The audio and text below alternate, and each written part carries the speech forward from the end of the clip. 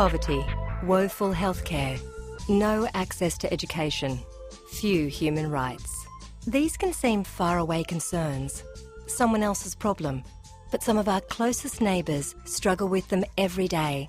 Even in our own country, people are in urgent need of help. At Mercy Works, we believe it's our duty to do something to help every day, because the poor need our help today, not next week. We seek to promote justice and self-reliance amongst local communities. We work with displaced peoples and those who are denied access to education, healthcare and social welfare, both in Australia and overseas.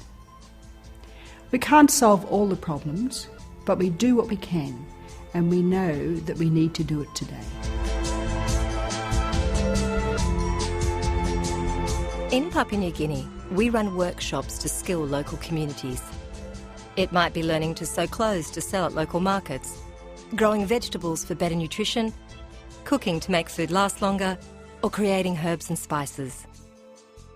We also teach marketing and budgeting, so people can sustain a livelihood and support their families.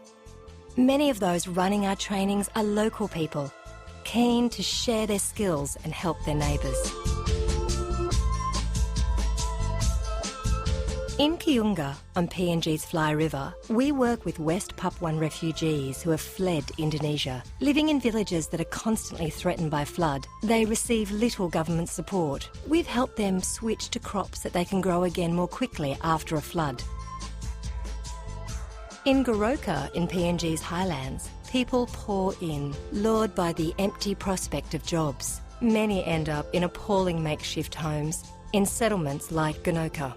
It's shunned as a crime-filled no-go zone. We're one of the few organisations that visit regularly, meeting people, hearing stories and responding to needs.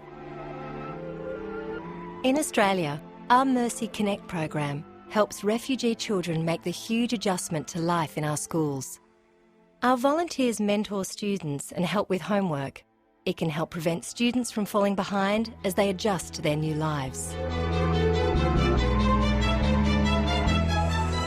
Timor-Leste is one of the world's youngest and poorest countries. Its people are young too. Half the population is under 18 and 40% are under 14. We've been supporting a network of early childhood learning centres around Fahorum. The centres provide much-needed nutrition in the early years of development. They also teach motor skills, life skills and basic hygiene. In Alice Springs, we're helping young Indigenous children gain exposure to their rich cultural heritage with excursions and school visits. For remote villages in the North Fly region of PNG, access to healthcare is severely limited. We help fund a program that trains people working in health centres and aid posts. Some are voluntary birth attendants who climb the difficult mountain paths on foot, carrying basic kits to assist at births. We're one of the primary organisations providing rehabilitation services in Bahute and Besu prisons in the PNG highlands. We teach anger management, human rights and personal responsibility, as well as skills like making clothes, bags and soap. We have been working with David for the last 5 years. He has been in and out of the prison.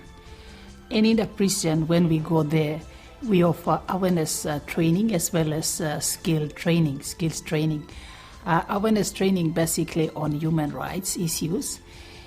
We invited them to see that it's okay with what you have done, but to at least look at yourself and do what you can do to help yourself, and that's where we stress on human rights and their responsibilities. Came out of the prison, he felt that he needed to do something else. And so he worked his own land in his own village. His wife came to the office with their produce and sold some at the market. She felt so nice, saying that it was her first time to earn her own money.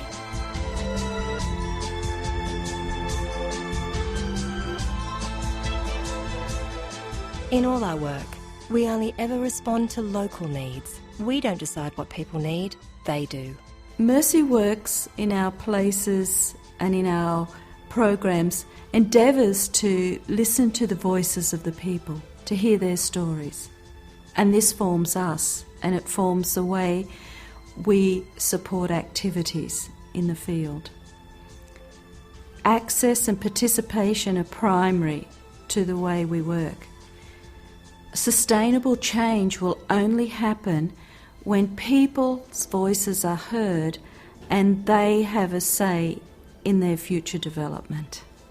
Over the years, we've brought water to villages, funded health centres, trained birth attendants, educated young women, provided nutrition to children, and run literacy programs. And none of it would have been possible without incredible support from schools, community groups, and individuals. They raise funds, hold lunches, organise fairs, and dip into their pockets. Companies sponsor programs and provide logistical support. All of them share our belief in doing something today. Take a moment to think about those who need our help. Communities facing huge challenges, neighbours with few resources, refugees striving to adapt. And ask yourself, what could I do today?